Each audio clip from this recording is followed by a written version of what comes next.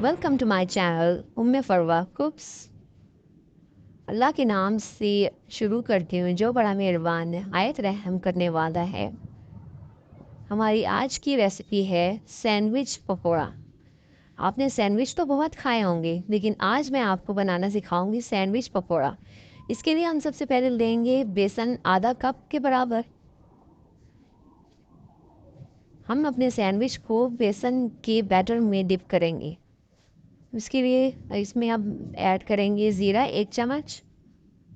मैं इसमें चाट मसाला ऐड कर रही हूँ तकरीबन 1 टेबल स्पून। आप अपने टेस्ट के मुताबिक चाट मसाला कम या ज़्यादा कर सकते हैं। मैं इसमें शामिल करूँगी 1/2 टेबल स्पून सॉल्ट की। आप सॉल्ट भी अपने टेस्ट के मुताबिक कम या ज़्यादा कर सकते हैं। हम इसमें ऐड कर लीजिए almost 1 pinch of baking soda. Baking soda इस बैटर को फूलने में मदद करेगा। और थोड़ा थोड़ा करके इसमें पानी ऐड करें और एक बैटर बना लीजिए। एकदम से पानी ऐड मत करिएगा, इस तरह से आपका बैटर जो है वो उसकी कंसिस्टेंसी जो है वो बहुत ही रनी हो सकती है। हमें इसकी कंसिस्टेंसी ऐसी चाहिए कि बहुत ज़्यादा ना तो ये बहुत रनी होना चाहिए, वो पतला होना चाहिए और ना ही बहुत ज़्यादा गाढ़ा होना चाहिए। बस इतनी कंसिस्टेंसी रखनी है कि जो हमारे सैंडविच के साथ स्टिक हो जाए ये batter.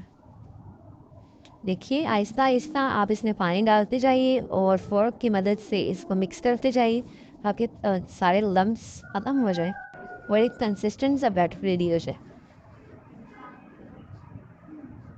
This is the final look of the batter. अब हमने लेना है सैंडविच की फिलिंग रेडी करने के लिए ऑलमोस्ट 2 बॉयल्ड पोटैटोज़ लेने हैं। तो उसमें आप धनिया पुदीना ऐड करिए और एक बॉयल्ड एग शामिल कर दीजिए।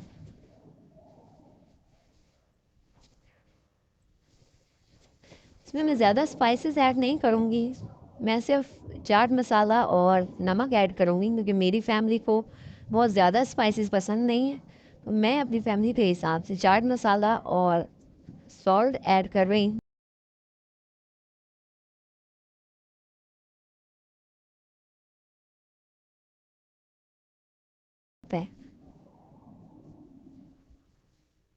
चाट मसाला और नमक दोनों ही आप अपने टेस्ट के मुताबिक ऐड करें। अब इन तमाम इंग्रेडिएंट्स को अपने हाथों की मदद से या स्मैशर की मदद से अच्छी तरह मैश कर लें और मैश करके सैंडविच के लिए फिलिंग रेडी कर लीजिए। ये यहाँ पर हमारा दूसरा स्टेप भी कंप्लीट हो जाएगा। यहाँ स्टेज पर आप इसमें लेमन जूस भी ऐड कर सकते हैं। लेमन जूस इसके फ्लेवर को और मज़ीद बेहतर बनाएगा।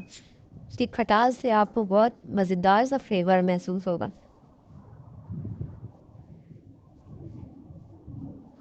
अब हम ब्रेड के स्लाइसेस लेंगे और उनकी एजेस को ऑल 4 साइड से कटिंग कर लेंगे। इन एजेस को हमने ज़ाया नहीं करना, इनसे हम और स्नैक्स रेडी कर सकते हैं। मैंने अपने चैनल में एक शॉर्ट वीडियो भी डाल रखी है जिनमें मैंने इन एजेस को यूज़ करने का बहुत बेहतरीन तरीका सिखाया है।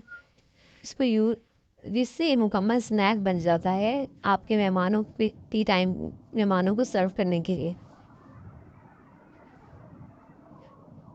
अब हम सैंडविच पर अपना फिलिंग रेडी ऐड कर देंगे। फिलिंग की आपने बहुत मोटी तह नहीं ऐड लगानी, बस एक पतली सी लेयर लगानी है फिलिंग की। अदरवाइज जब हम उसको दबाएंगे तो फिलिंग इसकी सैंडविच में से बाहर आ सकती है, जो सैंडविच को एक और सी लुक देती है। तो आप इस तरह से पतली पतली सी लेयर्स फिलिंग की लगा लीजिए।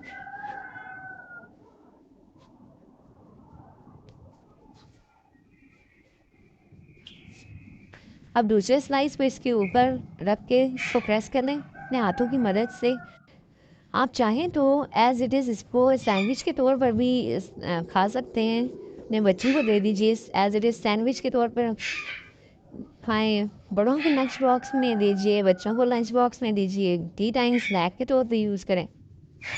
اور اگر نہیں تو جس طرح میں بھی بتا رہی ہوں آپ اس کو بیٹر میں ڈپ کریں اور ڈپ کر کے آپ اس کو پکوڑے کی طرح سے فرائی کر لیجئے. پھر یہ آپ کا سینڈوچ پکوڑا ریڈی ہو جائے. آپ مجھے کامنٹس میں ضرور بتائیے گا کہ مجھے وائس اوور کرنی چاہیے یا مجھے میوزک کے ساتھ اپنی ویڈیو ایڈ کرنی چاہیے, کیونکہ میں اب اپنی ویڈیو کو تھوڑا سا چینج کر رہی ہوں اپنی وائس کے ساتھ. مجھے آپ کے کامنٹس کا انتظار رہے گا تاکہ میں آئندہ اپنی ویڈیو اس کے مطابق ہی ڈالوں گی جس طرح میری آڈینس چاہے گا. کہ ہمارے سینڈوچ پکوڑاز گولڈن ہو چکے ہیں, اب ان کو اتاریں گے اور ان کو کٹ کریں اور سرو کریں. اپنے مہمانوں کو ٹی ٹائم میں یوز کریں یا اپنے بچوں کو لنچ باکس میں دیجیے. بہت مزیدار بن کے تیار ہوتے ہیں, آپ کی فیملی کو اور آپ کو بہت پسند آئیں گے. So keep watching my all and full videos and don't forget to subscribe.